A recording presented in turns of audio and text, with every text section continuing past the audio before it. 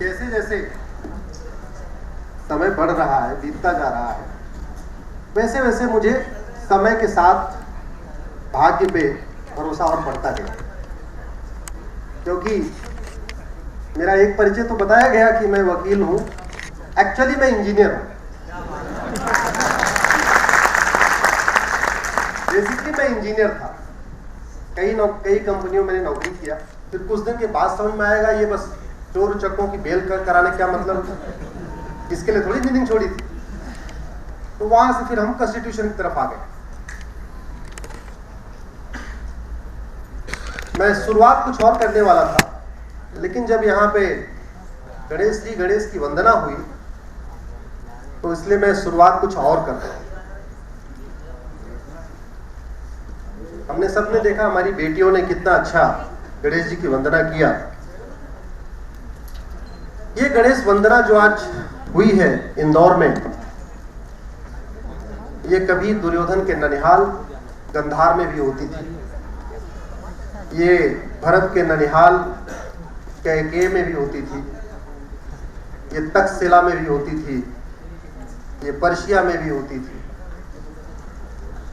दुर्भाग्यवश वो दुर्योधन का ननिहाल गंधार, जहां किसी भी कार्य की शुरुआत गणेश वंदना से होती थी, वो अफगानिस्तान बन गया।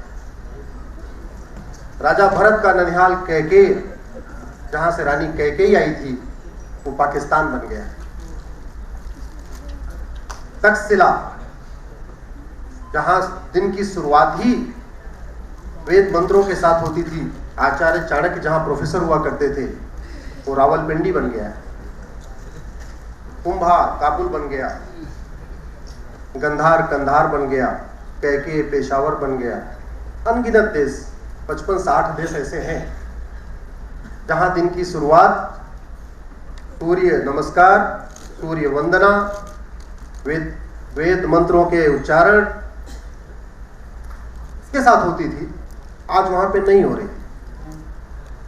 तो क्यों? और बाकी तो छोड़िए, भारत के 200 जिलों में भी नहीं हो रही। 750 जिले हैं भारत के, उसमें से 200 जिलों में गणेश वंदना और इस तरीके का सार्वजनिक कार्यक्रम करना तो छोड़िए, होली और दिवाली चुपचाप घर के अंदर दुबक के मनाया जाता है। सार्वजनिक रूप से होली भी नहीं मनाई जाती, सार्वजनिक रूप से दशहरा नहीं मनाया जाता, सार्वजनिक रूप से दिवाली नहीं मनाई जाती। और 1-2 जिलों में नहीं, बल्कि भारत के 200 जिलों में, और उस भारत जिसका निर्माण अभी 1947 में हुआ।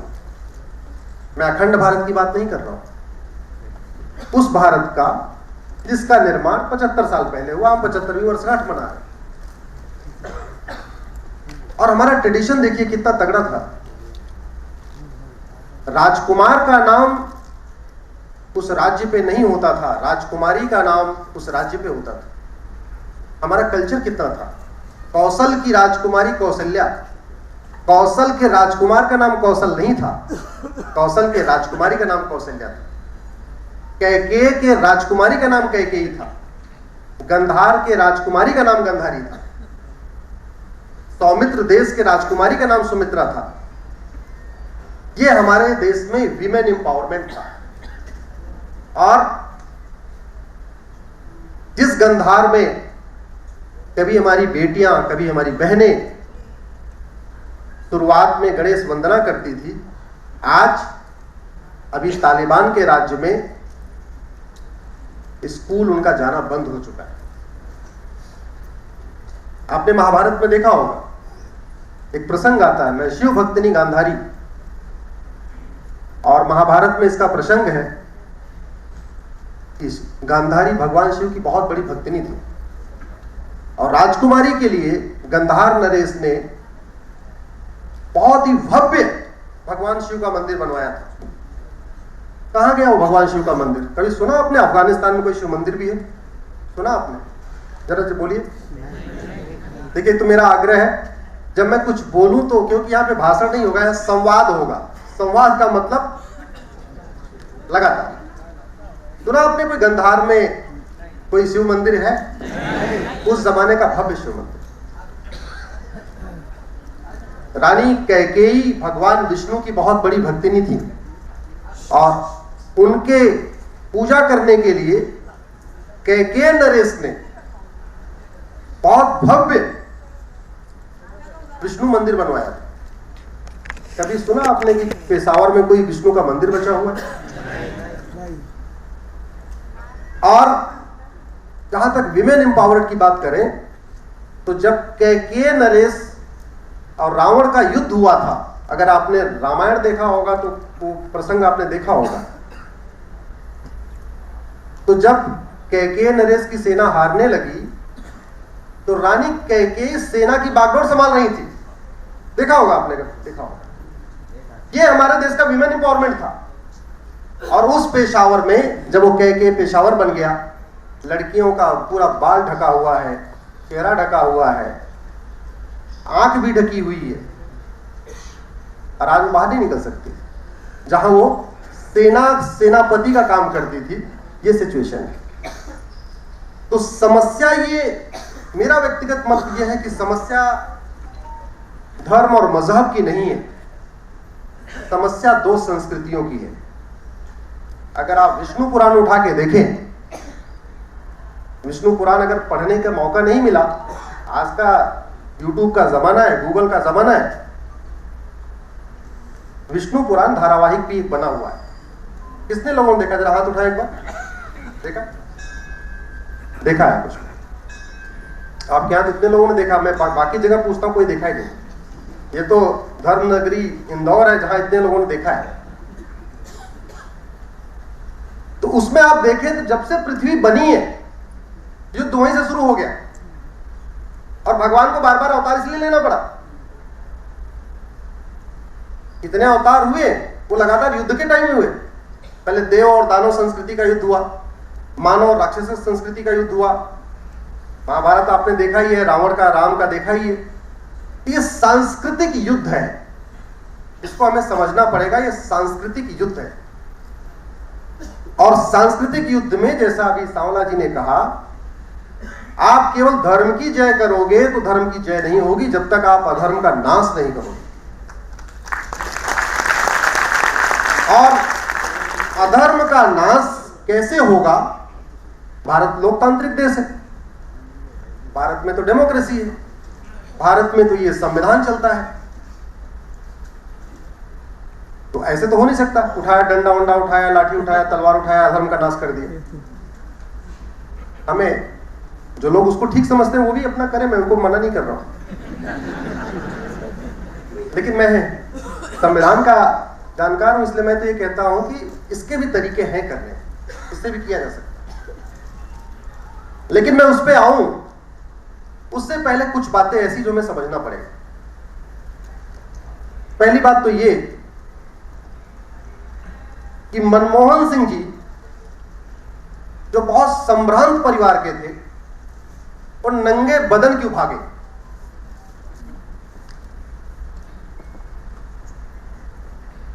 आडवाणी जी घर मकान दुकान छोड़ के क्यों भागे?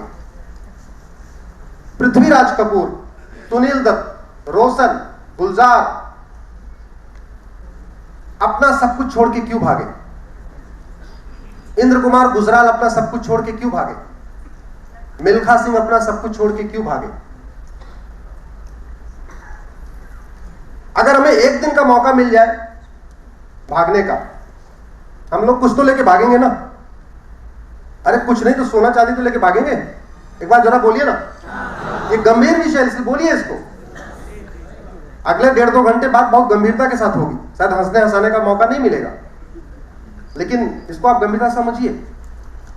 अगर हमें एक दिन का मौका मिल जाए, अब मुझे पलायन करना ही है,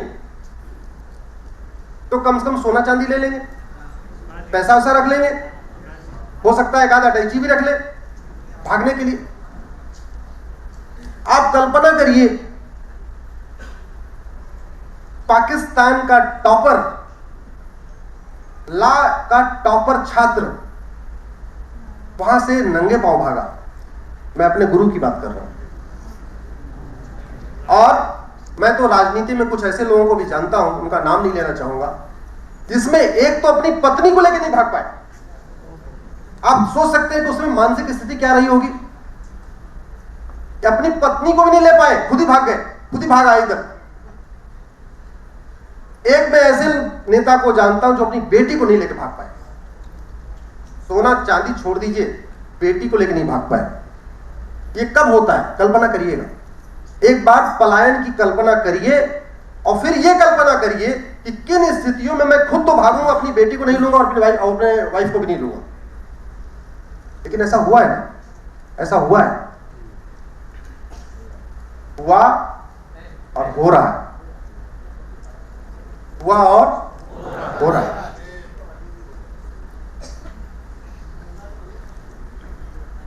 क्यों हो रहा है? क्योंकि अगर आप समस्याओं के मूल पे जाएं, समस्याओं के जो हमारी सनातन संस्कृति के सामने जो जितने खतरे हैं उनके मूल पे जाएं, तो आपको दो चीज मिलेगी। या तो सत्ता ने सनातन को खत्म किया है या तो पैसे ने। अभी एक मूवी आई पृथ्वीराज, कितने लोगों ने देखा? जरा हाथ उठाएं। काफी लोग। पृथ्वीराज के पतन का सबसे दो कारण क्या था? किन दो लोगों के कारण पृथ्वीराज हारे?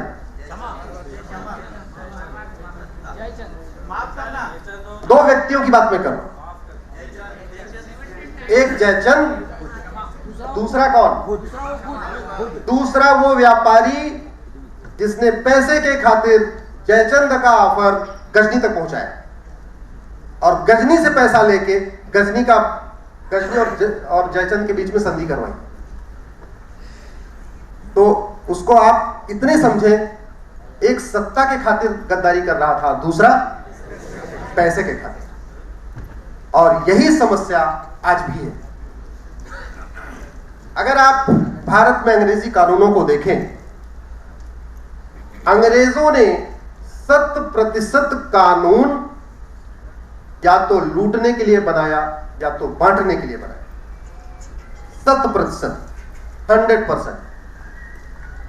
और कांग्रेस ने भी लगभग 50 कानून या तो लूटने के लिए बनाया या तो बांटने के लिए बनाया। किसके लिए बनाया? या तो लूटने के लिए या तो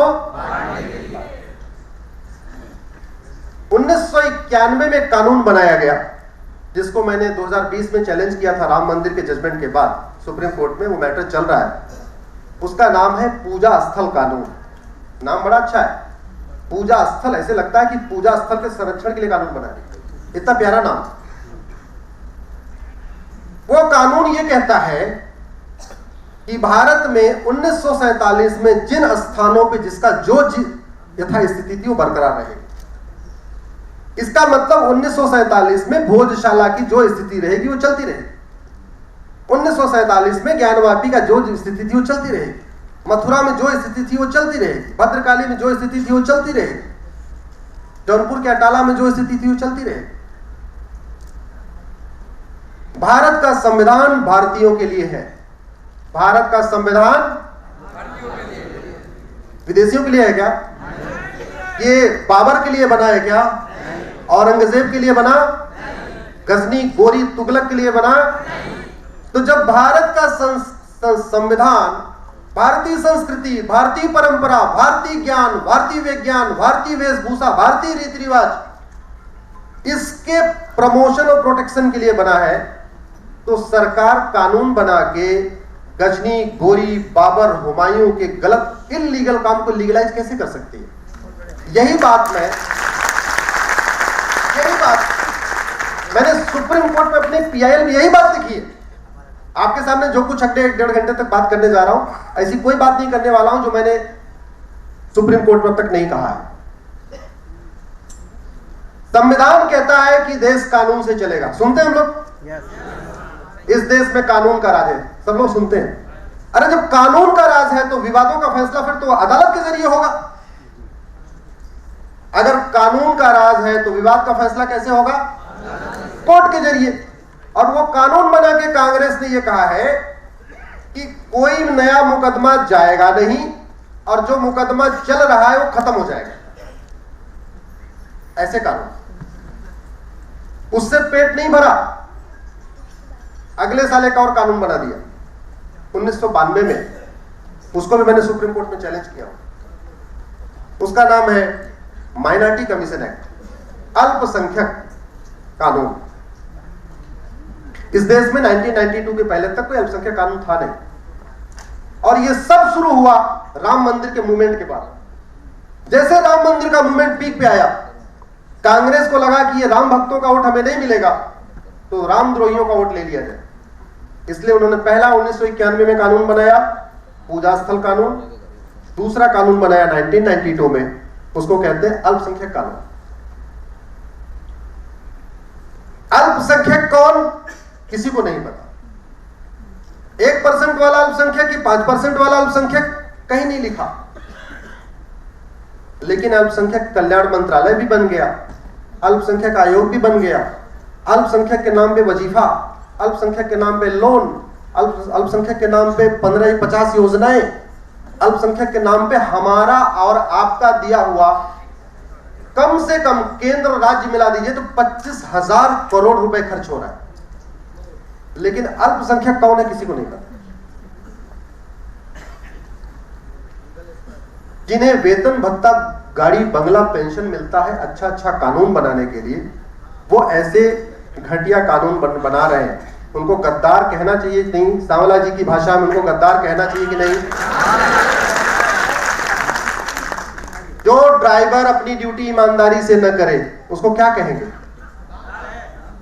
जो टीचर अपनी ड्यूटी ईमानदारी से न करे, जो डॉक्टर अपनी ड्यूटी ईमानदारी से न करे, तो जो कानून निर्माता है, सांसद विधायक को कानून निर्माता कहते हैं ना, अगर वो अपनी ड्यूटी ईमानदारी से नहीं कर रहा, क्या कहेंगे उसको? ये बढ़िया है, ये बढ़िया है।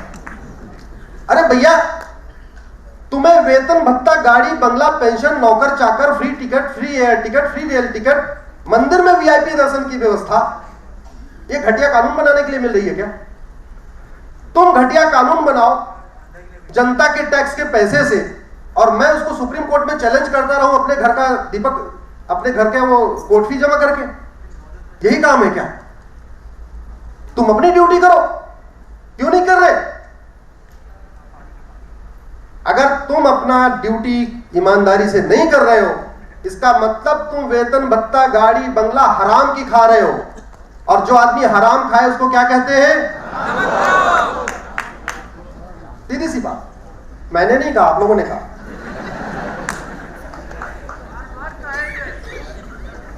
अच्छा, ये कानून की शुरुआत कांग्रेस ने सीखी कहां से, इसको समझिए जरा। मुगलों ने जितने काम किए थे तलवार के दम पे, अंग्रेजों ने वो सारे काम किए कानून बनाने। मुगलों और अंग्रेजों में केवल इतना ही अंतर है, उन्होंने तलवार के दम पे हमें लूटा, तलवार के दम पे हमें बांटा, तलवार के दम पे धर्मांतरण कराया, तलवार के दम पे हमारी संपत्तियों पे कब्जा किया। और अंग्रेजों ने यही काम कानून बना के किया। इंडियन पिनल कोड अच्छा था तो सावरकर को क्यों सजा हुई, अंग्रेज को क्यों नहीं हुई? सावरकर दोषी थे, अंग्रेज, जोर से बोलिए। लेकिन काला पानी किसको हुआ? अगर वो कानून अच्छा था तो जलियांवाला बाग में जिन लोगों ने गोली चलाई थी उनको सजा क्यों नहीं हुई? भगत सिंह, सुखदेव, राजगुरु को क्यों हुई? कोई एक मुझे अंग्रेज बताइए जिसको सजा हुई हो, है कोई? तो अगर वो कानून अच्छा था सजा क्यों नहीं हुई? अरे भारत के लोग तो स्वतंत्रता की मांग कर रहे थे, भारत के लोग पीड़ित थे, भारत के लोगों को टॉर्चर किया जाता था। जिनको टॉर्चर किया जाता था, जो पीड़ित थे, उनको सजा होती थी। टॉर्चर जो करते थे उनको सजा नहीं होती थी। क्यों? क्योंकि कानून में उनका, जज भी उनके और ज्यादातर वकील भी उनके। मैं आज धर्म नगरी में पूरे जिम्मेदारी के साथ कहता हूं, जब तक एक भी अंग्रेजी कानून है भारत में, तब तक हमें चैन से नहीं बैठना चाहिए। जब तक एक भी अंग्रेजी कानून है भारत में, तब तक हमारा राम राज्य का सपना साकार नहीं हो पाएगा। क्योंकि अंग्रेजों ने 100% कानून हमें लूटने, हमें बांटने के लिए बनाया। जब 1860 में कानून बन गया, उन्होंने जगह जगह चीजों को अपराध घोषित कर दिया। उनको लगा कानून तो बन गया, इनको लाठियों से पीटेगा कौन, इनको पीटना जरूरी है डंडे से। अगला कानून बनाया 1861 में, उसको कहते हैं पुलिस एक्ट। और आजादी की 75वीं वर्षगांठ हम मना रहे हैं, और वो पुलिस एक्ट आज भी चल रहा है। ये पुलिस एक्ट का ही परिणाम है कि कश्मीर में हमारी बहन बेटियों की हत्या होती रही, कश्मीर में 1991 में पलायन होता रहा, और पुलिस मुख्यमंत्री के ऑर्डर का वेट करती रही। क्योंकि कानून अंग्रेजों का है। अंतर केवल इतना आया है कि जो पुलिस पहले अंग्रेजों के इशारे पे नाचती थी, अभी वर्तमान फिर से आ गया, कंडीशन चेंज हो गई, आज भी ना चले, उसकी कोई स्वायत्ता नहीं। हमारे आप में से लोग थाने जाने से डरते हैं कि नहीं डरते, बताइए जरा। हम और आप थाने जाने से डरते हैं कि नहीं? कभी गुंडों को देखा डरते हुए?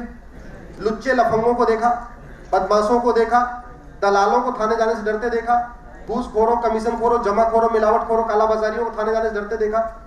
कानून वही चल। और इस भ्रष्टाचार का जो सबसे बड़ा कारण है, ये घटिया अंग्रेजी कानून। 1861 में उन्होंने पुलिस एक्ट बनाया, हमारे आपके भाइयों को, परिवार के एक सदस्य को पुलिस बना दिया, उसको डंडा पकड़ा दिया, एक भाई से दूसरे भाई को पिटवाना शुरू कर दिया। उसके बाद एविडेंस एक्ट बना दिया। 1873 में अंग्रेजों को समझ में आया कि नागा हिल्स जो पूर्वोत्तर का एरिया है, वहां पे बहुत हिमालयन का एरिया जो ब्रांच चाहिए, वहां बड़ी अच्छी अच्छी जड़ी बूटियां हैं। उन्होंने कानून बनाया, उसको कहते हैं बंगाल फ्रंटियर एक्ट। कानून बना के ये बोल दिया, इस नागा वाले एरिया में जाना नहीं, आप जाओगे तो परमिट लेके जाना पड़ेगा। वो कानून आज भी चल रहा है, आप अगर नागालैंड जाओ आपको परमिट लेके जाना पड़ेगा। उस कानून को मैंने सुप्रीम कोर्ट में चैलेंज किया हुआ, और उनका पेट नहीं भरा। उनको लगा काम करते, जमीन बहुत है इधर, अब जमीन पे कब्जा करते। एक कानून बनाया उन्होंने, land acquisition act. Land acquisition act और डेवलपमेंट के नाम पे जमीनों को उन्होंने एक्वायर करना शुरू किया। एक्वायर कैसे करते थे? जहां 5 बीघे जमीन चाहिए थी, वहां 50 बीघा एक्वायर कर देते थे। 5 बीघे में डीएम का ऑफिस, एसपी का ऑफिस बना देते थे, बाकी का 45 बीघे जो एक्स्ट्रा था उसको चर्च को दे देते थे। पूरे भारत में जितनी सिविल लाइन बनी है, पता नहीं इंदौर में नहीं है कि नहीं, इंदौर में नहीं है, पूरे भारत में जितनी सिविल लाइन बनी है वो उसी लैंड एक्विजिशन एक्ट के अंतर्गत बनी है। और जहां जहां सिविल लाइन मिलेगी, चौड़ी चौड़ी सड़कें मिलेंगी, डीएम का बंगला मिलेगा, कप्तान का ऑफिस मिलेगा, लेकिन वहां 2-4 चर्च जरूर मिलेंगे। और सिविल लाइन के सबसे ज्यादा जो प्रॉपर्टी हो चर्च के पास, और उनका 99 ईयर का लीज पूरा हो चुका है चर्च का, क्योंकि 1894 में कानून बना, उसके बाद लीज पे देना शुरू किया, तो लगभग 1899 तक 1900 तक उन्होंने दिया। उनका लीज 2000 आते आते पूरा हो गया, किसी का 2000 में पूरा हो गया, किसी का 2004-2005 में। अब उनको लगता है कि कोई सिरफिरा आके, कोई सरकार ऐसी ना आए बोले तुम्हारा तो लीज पूरा हो गया, जमीन वापस करो। अब वो सिविल लाइन में प्लॉटिंग कर रहे हैं, और सिविल लाइन की जमीन 1 करोड़ रुपए बिस्वा बिकती है, तो वो सिविल लाइन में 1 करोड़ एक बिस्वा बेचते हैं, और 40 किलोमीटर दूर जाके 1 बीघा खरीद लेते हैं। तो सिविल लाइन की 10 बिस्वा बेचा, और बाहर जाके 10 एकड़ खरीद लिया। अभी आपको पूरे देश में जो चर्च बहुत तेजी के साथ फैलते नजर आ रहे हैं, उसमें बहुत बड़ी भूमिका उस 1894 वाले लैंड एक्विजिशन एक्ट। यहां भी फैल रहे होंगे, यहां नहीं फैल रहा होगा, झगुआ में फैल ही रहा, हर जगह फैल रहा। इस तरीके से एक के बाद एक वो कानून बनाते चले गए। सवाल यह है, कितने कानूनों को सुप्रीम कोर्ट में चैलेंज किया जाए? जरूरत इस बात की है कि हम सब लोग मिलके एक स्वर से मांग करें, हमें नहीं चाहिए अंग्रेजी का। और हमारे पास क्षमता है, हमारे पास हजारों की संख्या में retired IAS, retired IPS, retired जज, additional solicitor general, additional advocate general, advocate general, ऐसे लोग हैं जो फ्री में अपना समय दान करने के लिए तैयार है, कानून बनाने के देने के लिए तैयार है। लेकिन वो तभी हो सकता है जब आम जनता इसके लिए डिमांड करे। क्योंकि याद रखिए, लोकतंत्र में डिमांड एंड सप्लाई चलती है। जितनी डिमांड होगी उतनी सप्लाई होगी। सुप्रीम कोर्ट में 5 बार, सुप्रीम कोर्ट के 5 बार कानून बदले हैं। कैसे बदले? ट्विटर फेसबुक से नहीं बदले। जब जब लोग सड़क पे आए, सुप्रीम कोर्ट का कानून बदला गया। 5 बार बदला गया। जब जब लोग सड़क पे आए, या कानून बना या कानून बिगड़ा। क्योंकि भारत में लोकतंत्र नहीं, भारत में भीड़ तंत्र है। बहुत अच्छी बात हो, बड़े अच्छे विचार हो, लेकिन जब तक वो सभा के अंदर है तब तक वो इतने प्रभावी नहीं है। जब ये सभा से उठ के सड़क पे चले जाए तब वो ज्यादा प्रभावी हो।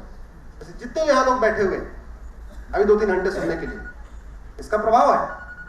लेकिन अगर इतने लोग एक दिन एक कानून के लिए सड़क पे जाके बैठ जाए, उसका प्रभाव 10 गुना बढ़ जाए। तो मानते नहीं मानते? ये है कि नहीं? हमारी समस्याओं का समाधान 3 ही जगह से हो सकता है। एक सड़क, दूसरा संसद, तीसरा सुप्रीम कोर्ट। आपके सड़क पे आने से सुप्रीम कोर्ट भी ठीक से फैसला करेगी और संसद भी ठीक से फैसला करेगी। इससे बढ़िया मौका नहीं आएगा। स्थितियां बड़ी अनुकूल हैं। ये भगवान की कृपा है, स्थितियां बड़ी अनुकूल है। अब जरूरत है, लोहा गर्म है, ये जरूरत है। अगर आप इसको देखते जाए लगातार, हम लोग राम राज्य की बात करते हैं। राम राज्य में आप आए तो 1-1.5 घंटे के समय, मैं बहुत ज्यादा नहीं, 2-4 चौपाइयों पे आता हूं। उत्तरकांड में एक चौपाई है, अल्प मृत्यु नहीं कौनो पीरा, सब सुंदर सब, बोले जरा,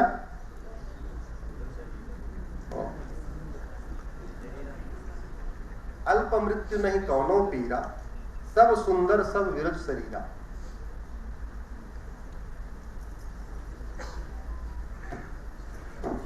आखिर क्या कारण है? हमें पूरे मुगलों का नाम पता, लेकिन हमें भगवान विष्णु के 10 अवतार नहीं पता, 9 अवतार। भगवान विष्णु ने कैसे कैसे अवतार लिया, मैं टेस्ट नहीं ले रहा हूं, लेकिन आप चिंता करना। क्यों? क्या उसके लिए केवल हम ही दोषी हैं क्या? कौन दोषी है? अरे जिन सरकारों ने हमें बाबर, हुमायूं, अकबर, गौरव, गोरी, औरंगजेब पढ़ाया, उन्होंने हमें भगवान विष्णु के 10 अवतार क्यों नहीं पढ़ाए? केवल हम नहीं दोषी हैं। हम तो पढ़ने के लिए तैयार है, हमारे बच्चे पढ़ने के लिए तैयार है। हमें पढ़ाओ तो, हमें पढ़ाओ ना गीता, हम पढ़ने के लिए तैयार है।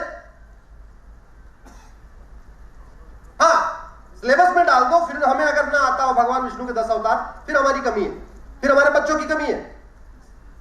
तुमने बाबर, हुमायूं, गौरी, तुगलक पढ़ाया, हमारे बच्चों ने पढ़ा, हमने खुद पढ़ा। हमें तुम अल्प मृत्यु नहीं कौनो पीरा, सब सुंदर सब विरज शरीरा, ये पढ़ाओ, हमें याद रहेगा।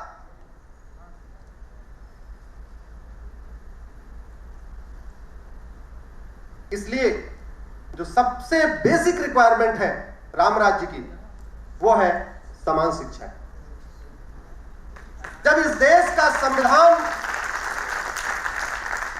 इस देश का आर्टिकल 16 कहता है सबको समान अवसर मिलेगा, ये कहता है सबको समान अवसर मिलना चाहिए। क्या आज की डेट में आईआईटी में सबको समान अवसर मिल रहा है? जोर से बोलिए जरा।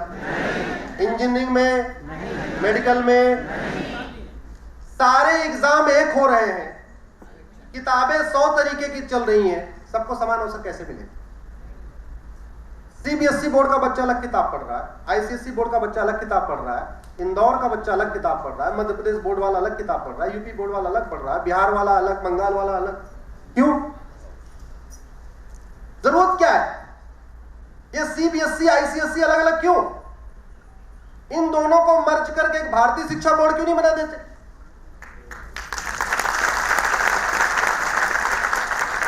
और खेल देखिए, जो एंट्रेंस एग्जाम में पूछा जाता है वो पढ़ाया नहीं जाता। जो पढ़ाया जाता है वो पूछा नहीं जाता। कौन है ये? मैंने पहले कहा था, जितनी समस्याएं हैं उसके पीछे दो ही कारण है, या तो सत्ता या तो इस देश में 1 लाख करोड़ के आसपास का कोचिंग का धंधा चल रहा है। 1 लाख करोड़। कितना ही बच्चा होनहार हो, जब तक कोचिंग नहीं करेगा तब तक वो IIT, NDA, CLAT, MBA, engineering qualify नहीं कर पाएगा।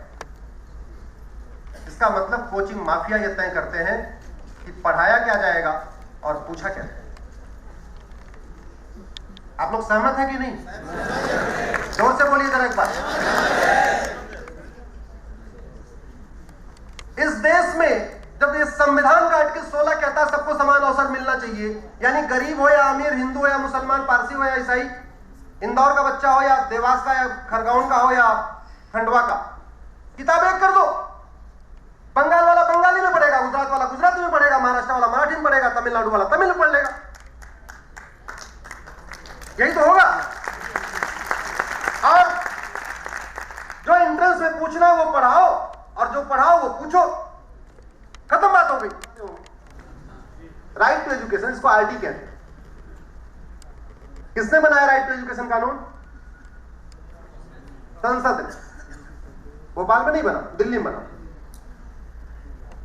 दिल्ली में अगर राइट टू एजुकेशन बन सकता है तो उसमें एक शब्द नहीं जोड़ा जा सकता, right two equal education?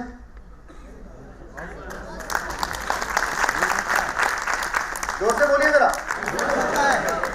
Right to education को राइट टू इक्वल एजुकेशन बना सकते नहीं बना सकते? वो 14 साल तक है, 6 से 14 साल, उसको 6 से 18 कर सकते नहीं कर सकते?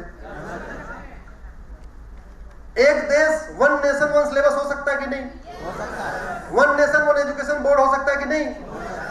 अपने अपनी मातृभाषा में पढ़े, लेकिन किताब अलग अलग क्यों हो?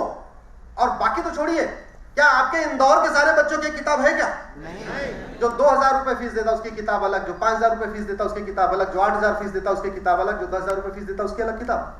अब ये बताओ, इंजीनियरिंग मेडिकल में 10000 रुपए वाली किताब से आप पेपर बनाओगे, 2000 रुपए वाली से बनाओगे, 200 रुपए वाली जो सरकार में चलती उसमें बनाओ। और तमाशा देखिए स्कूल माफियाओं का, कोचिंग माफियाओं का। सारे की सारा टैलेंट कहां जाता है टीचर्स का? गवर्नमेंट स्कूल में। सारा का सारा टैलेंट कहां जाता है? जो स्क्रैप होता है वो कहां जाता है? स्क्रैप से मतलब ऐसा नहीं, स्क्रैप मतलब नीचे वाला। तो जहां पे टैलेंट मेन जाता है वहां लोग पढ़ा नहीं रहे, ऐसा उन्होंने ब्रांडिंग कर दिया। और जहां 10,000 रुपए फीस लग रही है और टैलेंट भी, टैलेंट का मतलब बच्चों का टैलेंट, मैं टीचर की टैलेंट की बात कर रहा हूं भाई। टीचिंग B.Ed करने वाले सबसे फर्स्ट प्रायोरिटी केंद्रीय विद्यालय, उसके बाद बचे स्टेट बोर्ड, उसके बाद जिसको नहीं मिली सरकारी नौकरी वो प्राइवेट। ऐसे तो होता है।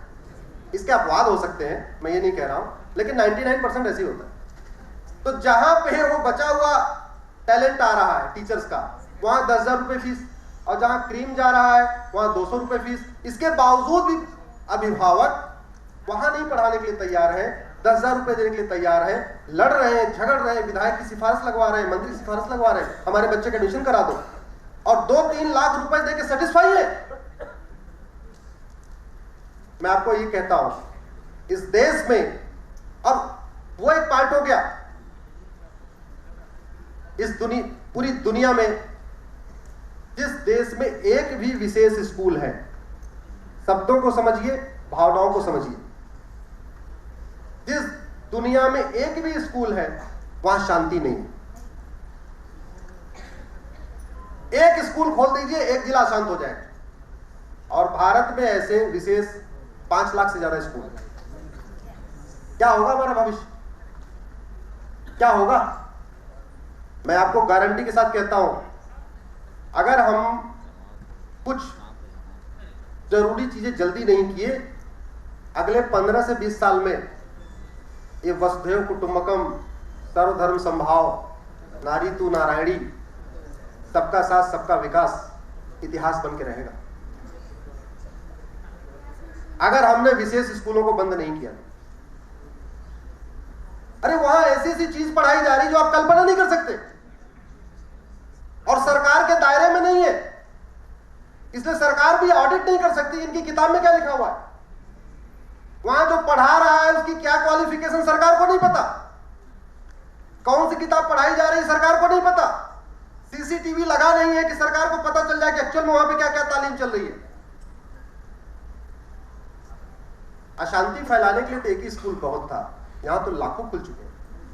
इसका सही समाधान है 18 वर्ष तक सारे बच्चे चाइना की तर्ज पे, चीन हमारा दुश्मन है लेकिन हमें कुछ चीजें उससे सीखनी पड़ेगी। 18 वर्ष तक सारे बच्चे एक किताब पढ़े, उसके बाद जिसको जो पढ़ना अपने घर में पढ़े, लेकिन 18 वर्ष तक सब एक किताब पढ़े। और एक बात और,